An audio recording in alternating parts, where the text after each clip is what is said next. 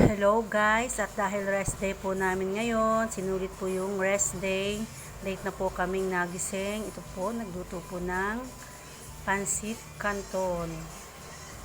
Siya nga po pala, yung aming luto na pansit canton ay extra big pansit canton payless. Tapos sinamahan po siya ng ramen, spicy seafood, ang noodles po yan. Pag nagluluto po kami, sinasamahan po namin ng, pinagmimix po namin yung dalawang yan, noodles at saka canton. Tapos, samahan pa ng kape, tamang-tama po, umuulan, at ubi na tinapay. Yan po yung aming breakfast, pero tanghalian na po kasi late na po kaming nagising. Tara guys, kain po tayo. Thank you for watching.